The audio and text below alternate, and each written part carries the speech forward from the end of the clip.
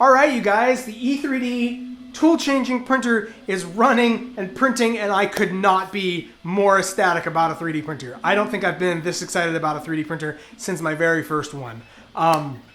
So we're gonna back up and pick this video up where we left off on the last one, and I'm gonna give you a running commentary, criticism about every little facet of this printer as I was building it, which means that I'm gonna sound pretty negative on the printer, and there is a lot to critique. Like, there's a lot of room for improvement on this printer, but I need to give the caveat here that, it is my opinion, this is the most important FDM 3D printer that's come about since the dawn of the RepRap movement, right? Since Dr. Adrian Boyer started the RepRap movement and Dr. Ed Sells made the first Mendel, which of course gave birth to the Prusa and all the other like i3 overhead gantry style frames that we see from China. This one is as important as those moments of genesis, right?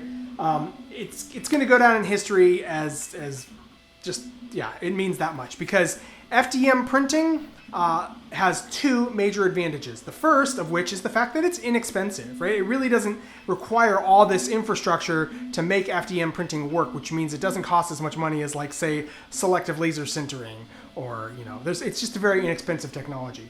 But the other major advantage to FDM printing is the fact that you can print multiple materials in one print right there. And, the other companies that have tried to do this at a sort of a lower price point with like a Cyclops nozzle where you have multiple colors coming through a single nozzle, or the Prusa, the MMU2, right? It's a bad technique trying to feed single colors through, or multiple colors through a single nozzle, let alone multiple materials. There's no way you're going to get polycarbonate to print through the same nozzle as like PLA, right? Those are just way too different of a temperature differential between those two colors. And you have these massive purge blocks. Like, it's just a bad technique. So really the only way to successfully print multiple colors, which is leveraging a phenomenal capability of FDM printing, is to do a tool changer of some sort. And this is a great way to do it. And the fact that e3D has stepped up to the plate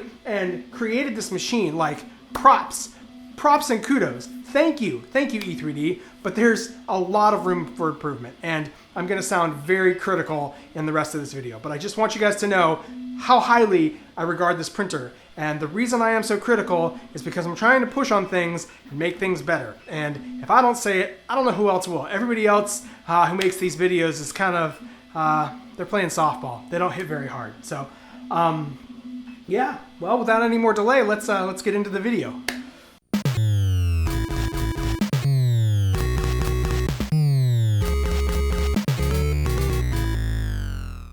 Picking up this video right where we left off in the last one, with the exception of the fact that I now have Bowden tube.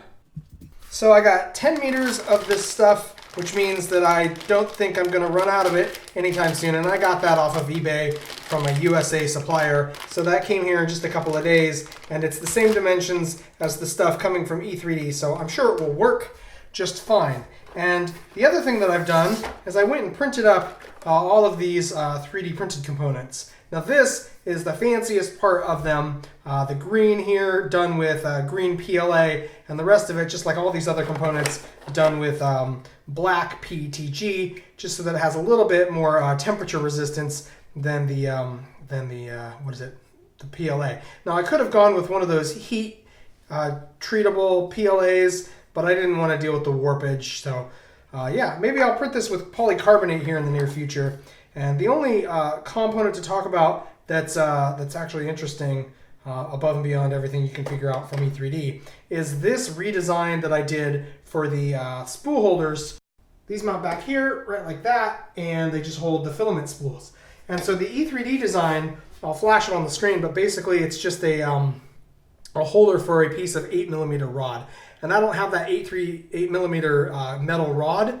I gave all that stuff away, the stuff that I had, so, and most of you probably won't have it either. So anybody who wants this part to print up, it's a pretty basic part. I think I'll throw it up on Thingiverse, although I just don't see a whole lot of people using this machine, buying this machine. So not many people are going to use this, but yeah, it's basically a remix of the e3D design. Okay, so the other components that you 3D print, a lot of them are here, and yeah, so it's taken me quite a few hours to print these. I could have obviously just populated the bed with many of the parts and left it alone for many hours, but instead I did these each individual prints. And I did it like that because I didn't want all of the boogers, or whatever you want to call them, the ooze moments happening on these parts. So as you do a retraction move and move from one part to the next, you tend to get the little booger sitting on your part. So by printing them all individually, I minimized that booger. And almost every one of these parts had about a half-hour print time. There wasn't a single part here that was longer than an hour. So I don't know, somewhere between 24 and 30 hours, something like that, is what it took me to print all of these. So yeah, but they're all well designed. e3D did a good job, designing these parts for printability. So good on you there with that. And like I said, I printed them with PETG. Probably should have done it with polycarbonate. So maybe I'll redo them here in the future with polycarbonate. But for now, I'm sticking with the easy to print PETG. All right, before we get to assembling all of that, I want to go back a little bit and talk a little more about the crossbar here, because I got a lot of comments in the last video. Now, the first thing I want to say about it is listen to it sing. You hear that ringing like a bell? And that could have something to do with the belts. If I pluck them just right, let's see if I can. There we go. So that ringing could have largely a lot to do with the belts, but aluminum really does have a resonance to it. So aluminum is not a good material for vibration dampening. So I'm worried that noise that you're hearing is going to translate into ringing in the parts. Like it's going to have witness lines on the prints themselves from that. So something to consider: carbon fiber. If they had not used aluminum, the carbon fiber might attenuate that vibration a little bit better, but I don't know. Okay, so speaking of aluminum versus carbon fiber, that's the big issue. Okay, I got a lot of comments telling me that e3D had already addressed the fact that they went with this much more expensive aluminum option because the carbon fiber versus the steel up here, there was a large difference in the thermal expansion coefficient, and it was leading to warpage. As a quick side note, this is exactly the concept behind the circuit breakers in your electrical panel. They put two dissimilar metals and they bond them side by side, and one of them, when the electricity is too much and it gets warm, one of them expands faster than the other one, which causes them to bend, and that breaks the circuit. So this is like a giant circuit breaker here, where the carbon fiber below does not expand at all, whereas the steel does expand, and so that would cause warpage, okay? So great, yeah, that's a nice preemptive excuse. It's pretty believable, except I did a little bit of research, and I'll flash the real numbers here on the screen, but I don't remember them exactly. Basically, aluminum expands with a numerical value of 20, and the steel expands with a numerical value of 10. Carbon fiber has a small negative expansion, meaning it shrinks a little bit when it gets hot. So you can actually engineer the carbon fiber to have a 0 expansion. So basically, the difference between carbon fiber and steel is 10, and the difference between aluminum and steel is 10, but in the other direction.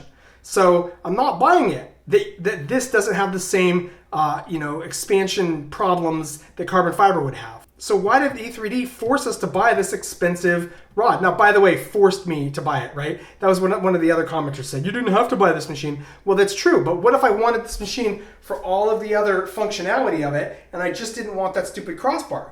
e3D didn't give me an option to buy a less expensive crossbar, so I was forced to buy this crossbar. And let's go over what makes it so expensive. So you see all of these pockets, and there are a lot of them. And every one of those pockets involves the milling bit positioning over it, spiraling down into the cut, then having to cut layer by layer, so there's multiple depth plunges. And after it's sort of roughed out the pocket, you have to come back through probably with a different bit and do a finishing pass to clean up the walls. So that's incredibly time consuming. Z-axis moves take a long time with CNC machining. So there's really no reason for this engineering porn, except that the engineers there at e3D have no pushback. They have no boss telling them no. Like there's engineering run amok, and that's this. Beautiful it is, and I really do appreciate beautiful engineering. It's too much. Okay, so the carbon fiber I think would work better. I don't buy it. I don't buy the expansion coefficient thing, but I haven't been able to test that myself. So it could still be the case that is legitimate and true. But if that's the case, why not just make the cross member out of steel? You could easily fold a C channel out of some steel sheet metal and achieve this almost the same amount of strength. I don't know how you would achieve the crossbars. You could probably fold some geometry in there. Punch some holes, and the holes fold up as well to get the stiffness in the diagonals like we have here. But it's like, they're stretching to justify making this and making us buy it. And speaking of CNC machining that they're making us purchase, why is this part CNC'd? That's expensive also. That should be laser cut. So CNC machining run amok. And the big one, which I'm tempted to get pretty angry about, is these cuts in the floor. So that looks like the Union Jack, right? The British flag, or I should say the United Kingdom flag. And this is a UK-based company. So is that a prideful move? Did they do that on purpose? Right? Are they trying to represent their nationality here? And hey, look at Made in Britain. Well, if that's the case, this is the only instance on the entire machine where form follows or function follows form, right? So they wanted to put their flag in there so badly that they cut holes in the floor, which are bad. That's a bad thing. See, because now if I want to enclose this printer, I have to put a lid on it and a front face on it, and also I have to put another floor just to seal it up. Whereas if they hadn't punched that stupid flag into the floor, I wouldn't have to do that. Okay, hold up. It occurs to me that maybe, just maybe, e3D isn't actually doing anything wrong here. There's a possible explanation for punching holes in that floor. What we're looking at here is US patent number 6722872B1, and this is a patent owned by Stratasys. And it covers heated chambers. So putting a printer inside of an enclosure, basically, you can't do that. It's not that it's illegal, but if you do sell a printer with an enclosure around it, you're probably going to get sued by Stratasys. So a lot of people in the community thought that their patent expired here this year, September of this year, but they pulled some legal, court filing shenanigans somehow, and they got that extended to February of 2021. So I would say a year and 4 months is what it looks like until anybody can put a box around their printer and heat that box without being afraid that Stratasys might come sue them. So what I'm thinking is that e3D did not make the floor a solid piece, because now they can argue that 3 of the 6 sides of their printers are exposed to the open air, which means that that's over half the printer not enclosed. So 50% of the printer's walls are not enclosed, and therefore it's not an enclosed printer. So it just might be sort of a legal protection, possibly. But I'm willing to give e3D the benefit of the doubt here and say that cutting the UK flag into the floor of their printer was not just a purely egotistical move on their part.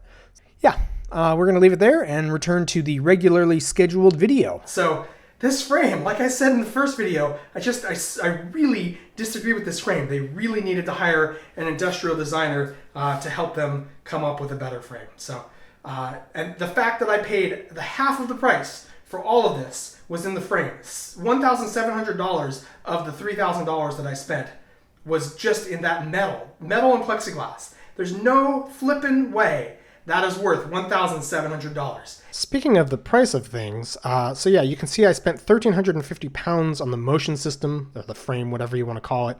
And then, of course, there's these V6 Bowden tools. I had to get 4 of them at 100 pounds each. You can see what's included in that assembly. That's all considered the Bowden tool.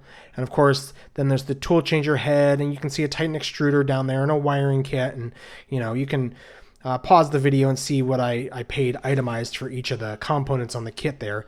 The only thing I splurged on was this V6 Nozzle X for printing carbon fiber impregnated filaments. So that should be a tougher nozzle than normal.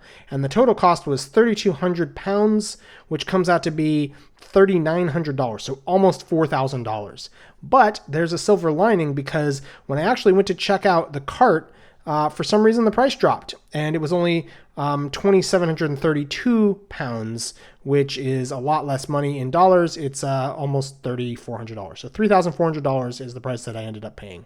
So for 2.5 years worth of making videos, that's almost 80 videos that I've put out there now, I've earned $15,000, which comes out to somewhere between $3 and $6 per hour. So buying this printer represents about 6 months worth of my budget. So that means that for the next 6 months, I won't be able to buy cameras or anything like that. And part of the reason that I bought this printer is because the way that I do make money is I am an independent contractor for hire doing industrial design work. And I have a couple of key clients, and the capabilities that a multicolor printer would give me are pretty interesting. Maybe I can get some work based on that. And that's a big maybe, but not many other people can do this type of printing at this moment. So it might set me apart for a couple of months having this capability.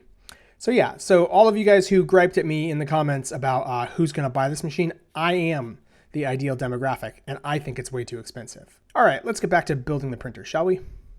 And here I am assembling the first of the 4 identical Bowden tools that I got. These are all V6 hot ends, and the detailed instructions are way too detailed once again, almost as bad as pick up the bolts in your fingers, place it in the hole, turn it clockwise. Almost that bad, not quite. Anyway, this one took me a little longer than I think the next ones will take me, but let's take a look at the finished product. And here they are, all 4 of my V6 Bowden tools. Now, these things are minorly impressive. Like, they're okay. They're not fantastic. But basically, what is fantastic about them is the longevity. Clearly, these things were designed to be like industrial strength, to be on the printer printing nonstop, day after day for years. So as far as that criteria goes, yeah, they get an A. Maybe, yeah, strong A.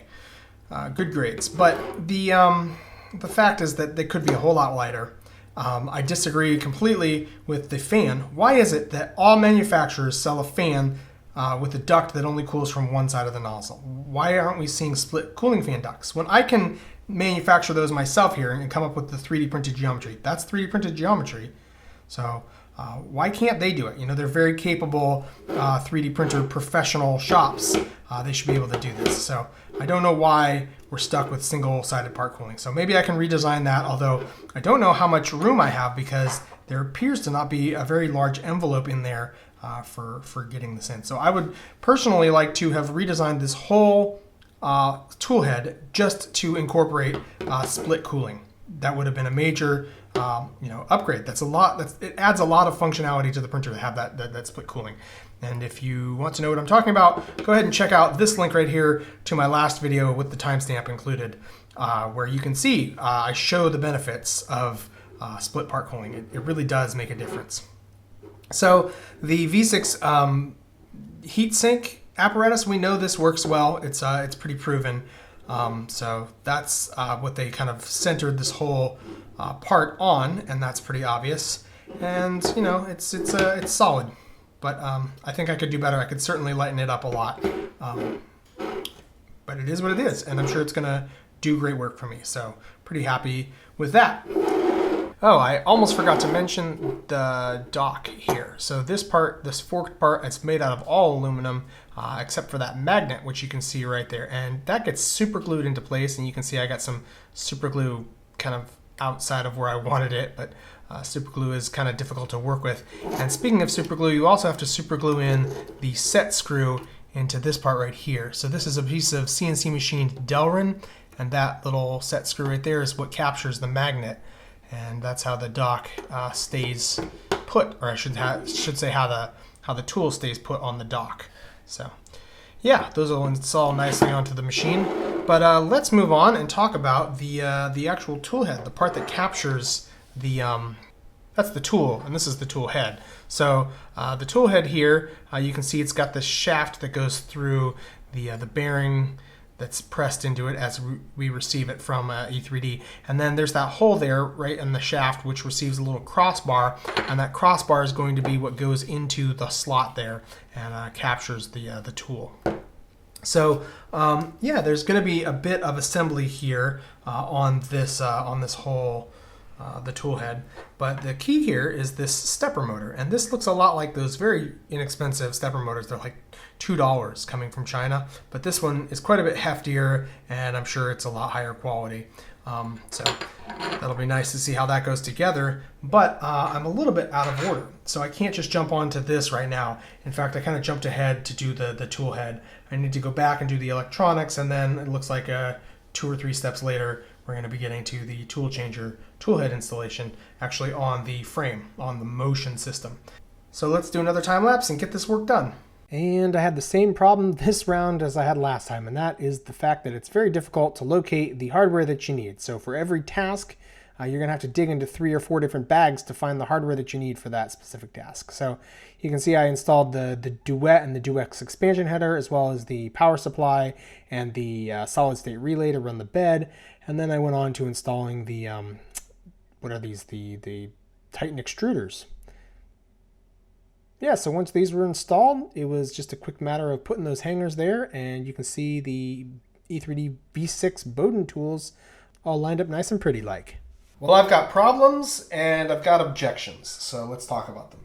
First of all, here we can see the bed instructions, and apparently I was supposed to receive these beautiful, those look like PEEK standoffs. So they're electrically isolated and also a very high temperature. So I would very much like to have those, but I didn't receive them. Now there's a very small chance that I lost them myself, but I just went all through the packaging that I received. I looked at every nook and cranny, and I can't find this bag anywhere. So I don't think it was included in my kit. So I have a solution that will work for this bed. I have these springs that I ordered actually for another purpose. These were for extruders, but I'm going to use those just in the classic rep wrap style of spring mounting the bed. Now it will not be electrically isolated from the frame. It will mount there with metal hardware. So yeah, hopefully there's no short circuits or anything like that. The other issue that I'm having, or objection I should say, is with the instructions for the how you assemble this apparatus. So this is the gear that's going to drive the tool changer, and it just slides right onto the shaft, and there is no set screw on there or any way to really sort of mount it to the shaft very well. So what they're basically telling me here is to use super glue. See, literally super glue the gear onto the motor. So you guys got a fancy high-powered motor, you know, not instead of the 99-cent motor from China. You guys are making me pay for the real nice high-quality motor, and you charge me $3,200 for this printer, and you're going to have me super glue? Just glue the gear onto the motor? Now, it's probably going to work. You guys are pretty competent engineers. It's just that seems kind of hokey to me. I'll bet there's a better solution out there somewhere. Actually, the solution's pretty easy. They should have drilled and tapped a hole into the shaft right here with a large washer. And that way, we could have held that on there without it coming off. And that would have been a whole lot better. But, you know, that's more work. Of course, they're not ashamed to charge us for all the work that they've already done, like, you know, 3-to-1 gear reductions that we don't need. But they're not going to do this work. Let's talk about these Titan extruders, shall we? Okay, so starting off with the fact that there is a 3-to-1 gear reduction on the extruder. So that means that the stepper motor is under less load to really shove that filament through the orifice here on the hot end, on the nozzle. So this can be necessary if you are, for instance, feeding filament extremely quickly through a regular sized heater block nozzle combination, and the filament doesn't get quite up to temperature for melting it fully, and you really just want to shove it through there. That gives you the torque that you need. However, the e3D V6 tool here, that hot heat sink with that heater block combination does really well, and it really doesn't need the extra oomph that the 3-to-1 gear ratio gives you. So there's no reason to include that Titan extruder on this machine that I can tell. I mean, there might be some small use cases where I'll be glad to have it, but it is, again, overbuilt, unnecessary. Not doing any harm, but just definitely unnecessary. Quick addendum, now that I've fully built up the machine, I've come to the conclusion that the Titan extruders are necessary because there's an extremely long length of Bowden tube both before the extruder and after the extruder, which means that there's a lot of friction for that filament path, and so we need the extra torque of the extruders. So, maybe it could have been redesigned to not need such a length of Bowden tube, but as the printer sits, yeah, these extruders are needed. Why does this arm, so this is the tensioner arm, why does it pivot on the axle of the stepper motor? That is the worst design that I've seen. So this stepper motor is constantly spinning. Now, it spins slowly, so it doesn't create that much heat, but even at slow speed, there's still wear. So you would need a bearing to really reduce the wear. You need a bearing between the arm here and the axle, but they don't have a bearing. They don't even have a metal pressed like a brass insert in there. All they have is just a drilled hole in the plastic. So it's a plastic bushing constantly rotating. Like, that's just gonna wear out, right? That's a bad design right there. Think about this. There's 3 points, 1, 2, 3. So this is pushing on that, and then that in turn pushes on that right there. So there's an actual, it's not just sort of like riding on there friction free. There's actual force going through there, pushing it against the motor. Does it work? Yes, clearly it does work. But if we're applying that litmus test of does it work, then all of the printers and all the designs that I gripe about so often coming from China, they also work. So, I thought e3D was supposed to be the king of engineering, not the does it work, company. So that's just piss poor. And I have a Chinese clone, or it's not even a clone, a Chinese version of this, where they've moved the pivot point from being around the axle. They've cast a little piece into the plastic here to give you a pivot point off to the side of the axle. So that's a much better design, and shame on e3D for this. Unless the engineers there want to put me in my place and tell me why this is indeed the better design. I don't see it. I don't see any reason for this except that they thought that they were going to be clever and sort of double up on pivot points. But the problems with the Titan extruder don't stop there. Now, this is a part which was not included in this kit. And in fact, this is a clone bought on eBay because I'm not about to buy a genuine version of this just so that I can critique it here on camera. So this part right here is the core, it's the really clever part of the e3D Titan Aero extruder. And the Titan Aero leverages the 3-to-1 gearing that you find in the Titan Aero plastic parts, and it allows you to use a pancake stepper motor to create this direct drive assembly just like that. So because it's 3-to-1, you're going to have all the torque that you need coming out of this pancake stepper motor. But the cleverness kind of stops there, because this design is the ultimate example of function follows form, right? They wanted to twist this fan at 90 degrees just because it looks cool, and they thought they would sell more units. But this is just so much the wrong thing to do. It's hard to explain. It's not that hard to explain. Let's get into it. Okay, you see the circle here of the fan. So the circle comes to about there. So let's look at that. That means that the circle comes to right about where my fingernail is. So at the very tips of the fans, just this one side of that heatsink fin is going to be cooled, not both sides. So you're going to pour heatsink cooling there. The good heatsink cooling starts on this fin. So we are talking a centimeter, a good 10 millimeters up from the bottom here to where the cooling actually starts because of the rotated placement of that cooling fan.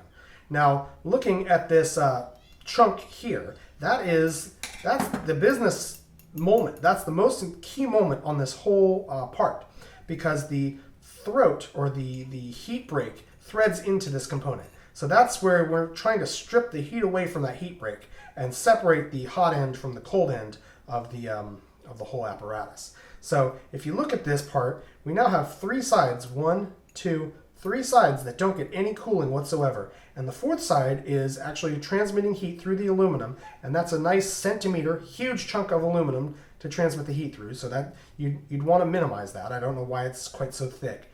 And then After that, it ends up here at the face with no cooling fins. And then the cooling fins that we do have don't receive any of the air like we just talked about. So really, you've basically isolated this chunk of aluminum here in the corner without any wind on it, without any air blowing on it.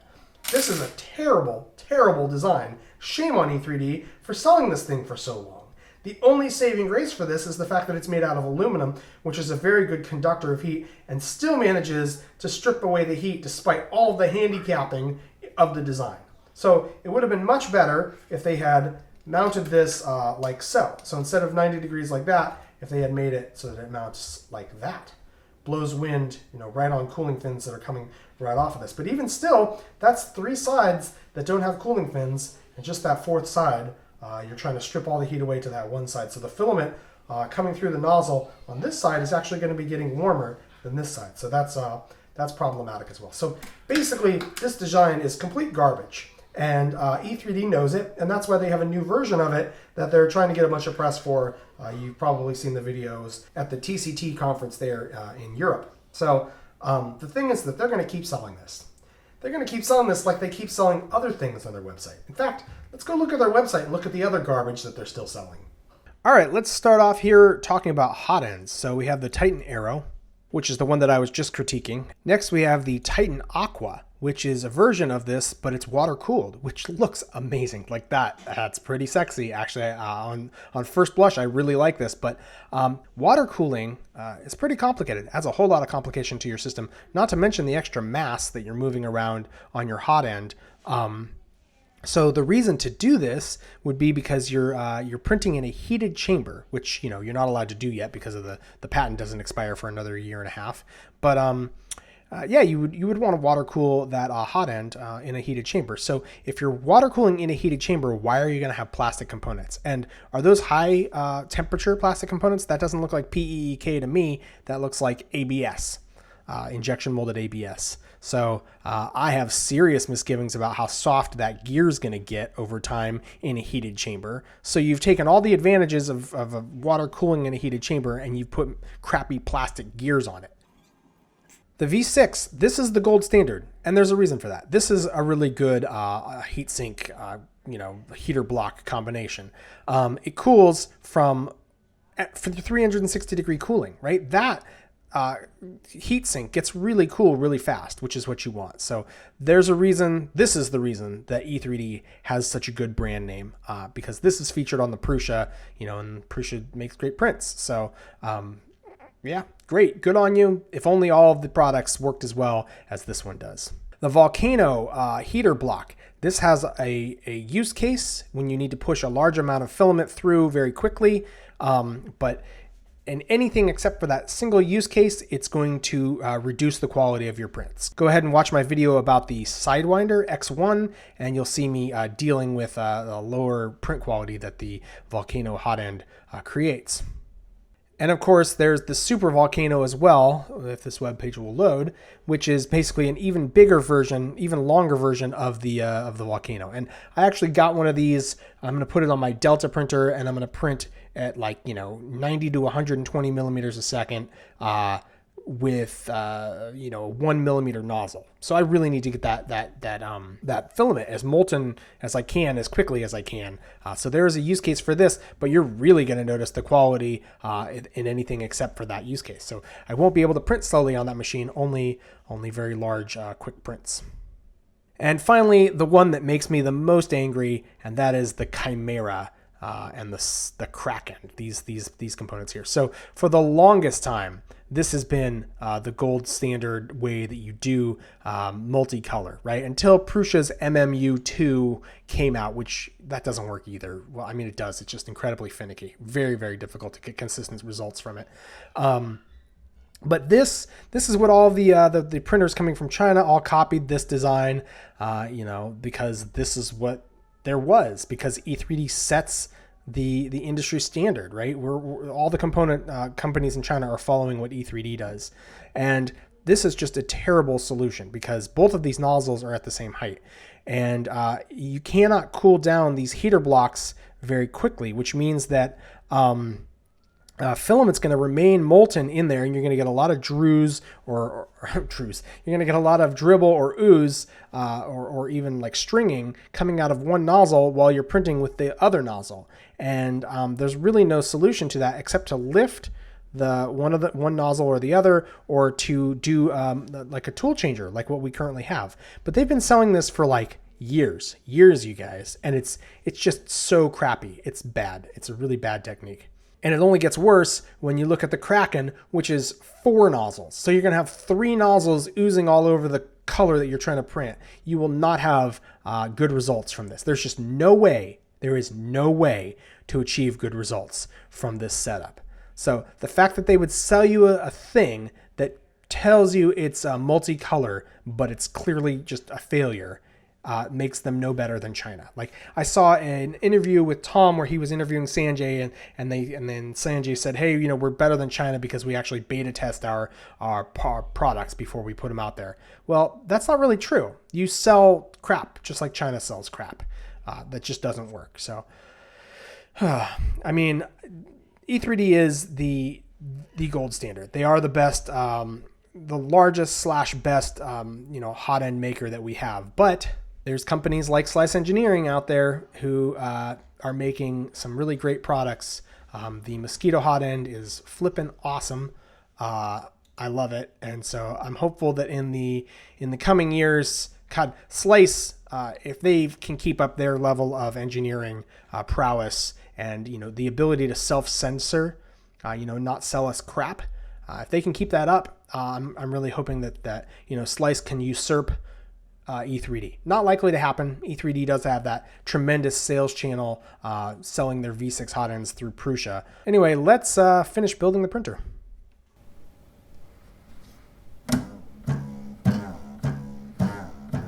The trick to matching the tension of the 2 belts on a Core XY printer is to pluck each belt and make sure that the notes between the 2 belts match. Anyway, after I had done that, I assembled the tool changing tool head, and then what I had left to do is the wiring. And let me tell you guys, that was no easy task. You can see that rat's nest of wires, and that's the problem. The instructions for wiring this printer up don't give you any pointers as to where to plug things into the DuX5 expansion board or the Duet Wi-Fi board. They just don't tell you. And they also don't tell you how to plug in the wires to the the switch and power supply jack here, which is easy enough to figure out. But all they're telling you is if you're not comfortable wiring, then you shouldn't do this. Well, okay. How many people are there out there who are running professional model making shops that need access to this printer, but also are going to be super comfortable with wiring? I mean, I pretty much am a professional 3D printer kit, builder, and I got it done, but it wasn't like the easiest thing. So I can easily imagine this taking like 8 hours, a full 8-hour day, for anybody who has not previously done Duet installation on another printer. But the instructions were pretty good as far as telling you where to plug everything in to the actual printer. Now, one detail that I really like about this installation is these metal strips. So, you've seen other printer companies that use a piece of filament. Well, here they've got this stainless steel metal strip that goes, all the way over. So, and they have these things on both the actual tool head, and also you can see them on the actual tools. So, pretty cool stuff, and just lots of zip ties, and it cleans up pretty nicely. So I think I've got the whole thing wired up now, and I think it's all ready to go. And so now the big thing to do is to eject this SD card and go to the GitHub page, and get that firmware build that goes with this printer. And so that is the big problem with the reason why it's bad that they didn't tell me where to plug everything onto these 2 boards, because they do have a build for this firmware which is going to reference certain plugs. So hopefully I plug them in where they logically should go, at least in my judgment, based on the pinout diagrams for the DuX5 expansion header and the Duet Wi-Fi. But there's no guarantee that what I consider to be logical is the same thing that the guy who built the firmware considers to be logical. So hopefully the firmware build will match up with reality as far as the wiring goes, or else I'm going to have to be troubleshooting the firmware build as well. So it's just really, this is like the most challenging part of the whole build, and the instructions are the least clear. The least, they skip over entire sections. So, yeah, this is not a kit for the faint of heart. But that's what Duet has said. So it's a funny thing because they're selling a kit aimed at professionals, but how many professional shops are there out there who are willing to pay somebody for probably like a week's worth of work, 5 working days to get this thing built and wired up, and hopefully they don't make a mistake and break anything, and paying $3,500. How many shops are there like that in the world? I don't think there's very many. I think even with this super high price on this machine, it's just us, rep rap, 3D printing, like complete aficionados who just love this stuff. I think we're the only ones buying these machines. Well, this is not a quiet printer. That's only a single fan that's running right now. And also there's one other key bit of information that the instruction manual just skipped right over, and that's the fact that you can't just plug the SD card in and be connected to your Wi-Fi network. You have to plug the board in via USB to your computer and run a terminal program with a couple of commands in order to get the password and the network name set up for the Duet Wi-Fi. So it's all in the Duet documentation, but they just glossed right over it here in the documentation for how to set up this printer. But hey, I've got the printer pretty much fully operational, so check this out. That is the mesh bed compensation function in Duet. So it's mapping out the bed. It's got a whole lot of mapping points, but we'll just wait for this to finish. And now here's the tablet where I was controlling it and sending that command a second ago, and we can see that my bed has quite a bit of bowing in it. So quite a bit. That means it's like the width of a piece of paper. That's how much bowing there is to that. But that bed dips. So this is where it becomes completely apparent that the excuse of e3D that they couldn't put a carbon fiber cross member here because of the bowing, that's total BS, because the mesh bed compensation could easily have corrected for any bowing of that crossbar. So it takes a minute because the first thing it's doing is homing the tool changer stepper motor inside of the cover right there. And after it's finished doing that, it's going to slide this whole bar to the front, and we might get a strange noise. Nope, it worked just fine, but this one will definitely get a weird clunk. And then with this one, there's a switch. So you can see the switch up under there. So yeah, basically this machine is using sensorless homing, which I disagree with. Yet another thing. I think having 2 end stop switches here would have been better, or you could have had the machine set up in firmware to home in the back left corner if you didn't want to run wires all the way to the front here. But sensorless homing, it's just not as accurate. Not that you need an accurate homing position on this printer because it is multi-material, so you're unlikely to stop the machine and have to re-home it like I had to do with this. So this was actually printed on my Ender 3, and the green was a whole separate print.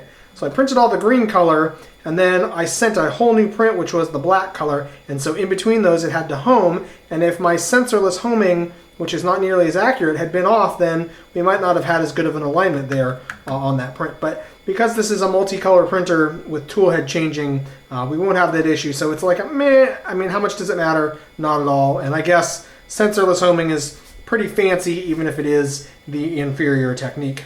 Anyway, let me show you guys the big problem here, and this is the reason that I have that Titan box sitting down there.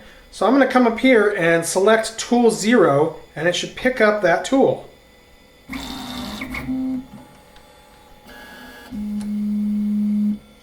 There you go. See the tool? Right there? Not able to pull it off. Everything's good. Let's park that tool by turning it off. It moves fast. And now let's do tool 1, which is the second tool over. Oops, wrong one. Accidentally grabbed 3. My fat finger's on this little screen here. Let's go Park 3. All right, now let's select Tool 1.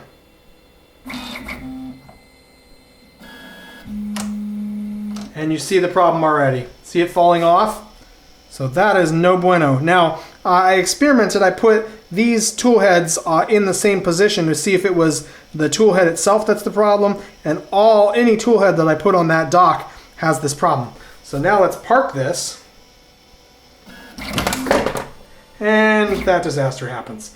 So yeah, this is a problem, and it's actually pretty easy to fix. Basically, I just have to undo these two screws and slide the dock as far forward as it will slide with the screws. Proof positive, that thing that I've said multiple times here on this channel, screws are a terrible locating device. You need a pin to precisely locate your parts, and then the screws just kind of hold it in place. So they could have easily CNC'd you know, some geometry out of this dock piece as well as out of this top plate that they were already CNCing in order to get a more precise location between those two parts, and I wouldn't have run into this problem. And the final thing to mention here is just the fact that I noticed the CNC work here is incomplete. There's a burr that I can feel, especially here in the corners. So basically on their finish pass, cutting out their flag here, they didn't go all the way through with the depth, and I can feel a slight burr. So yeah, the quality is pretty good. I mean, if that's the only quality issue that I've run into, it's nothing too tragic, but anyway, it's there. And for $1,700, I'd expect it to be absolutely perfect. Finally, awesome. So after a 1.5 year wait from e3D for me to get this tool changer, and then after several days of building and filming this, I finally have a fully assembled tool changer ready to do the test prints, the calibration prints, all of that. So let's finally do what we want to do with this printer. I'm super excited, you guys. Despite all of my criticisms, I'm a big fan of this machine, and I'm hopeful that it's going to work.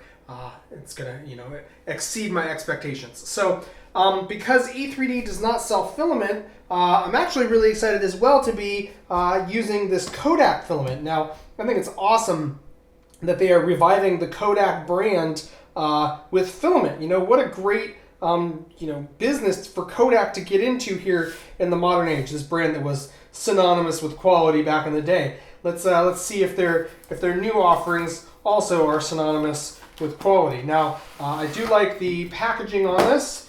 You can see it's kind of a nice thing. There's the Kodak K cut into it, and also the filament comes in these resealable metallic Ziploc bags, so they're really unlikely to get any moisture inside of them. Everybody knows that moisture, you know, soaking up the filament, soaking up moisture is the single largest quality control issue that you have with 3D printing. So awesome stuff, good quality there that I'm seeing. Now I've got several types of filament. I've got some flexible filament. I've got some PLA, a couple of PLAs, a PETG, so nice range of different filament types to really run this machine through its paces. But the key here is this PVA. Now, polyvinyl alcohol, that is glue stick. That's basically dense glue stick. So that is water-soluble filament, and that is what you use as your support material. So that right there, this plus this machine is what makes the e3D tool changer so darn special. Dissolvable support material that's different from the actual material you're printing with. So excited to be getting to this point, you guys. I can't even explain it. So let me do some stuff in the slicer software and get this thing printing. Okay, so the test print that I downloaded with the firmware build from GitHub that comes from e3D, that test print is printing, and it's of course 3D Benchy, something which I've gone to great lengths to avoid printing on this channel, but it looks like it's coming out okay. Unfortunately, the first time I tried to do this, that also looked like it was coming out okay.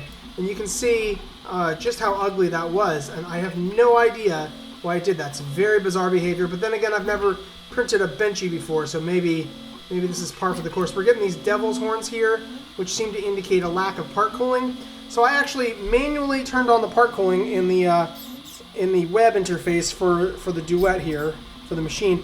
And for some reason, the part cooling fan is on for this other, for tool number 2 back here as well.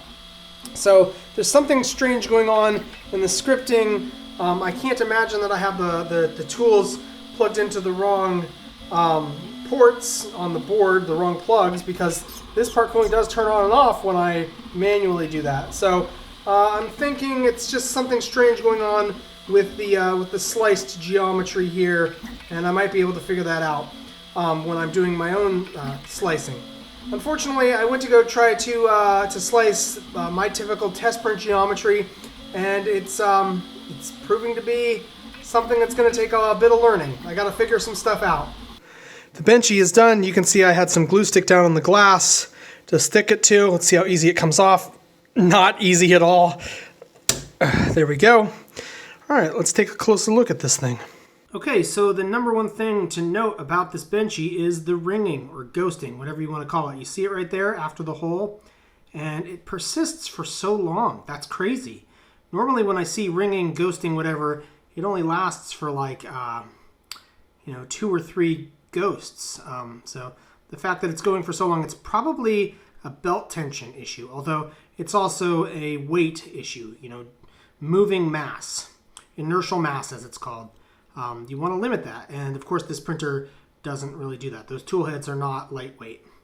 So this is a pretty nice benchy from the ones that I've seen on the internet. Of course this is my first benchy ever, so I don't really have any things to compare it to, but it looks all right to me. The next step is printing multiple material print. And that is going to be no easy task. So the last time that I printed with different materials, it was pretty much just different colors, was about 2 years ago when I made my own color changing single nozzle printer and got that thing to work. Now I was using Repetier Host back then and Kira as my slicer, so things have changed quite a bit since I made that video. e3D now even has their own slicing software, slicing program, which might play well with this printer. So there's a lot of things that I've got to go figure out before I'm comfortable showing you guys how to get multiple material prints working on this machine. So it's gonna take up a whole video of its own, so look for that next time. But in the meantime, big thank you to my Patreon supporters. You guys got to watch this video a few days before everybody else. And yeah, we're gonna leave it there. Thanks for watching. See you next time. Come here, pull this down. Come here, pull my shirt down.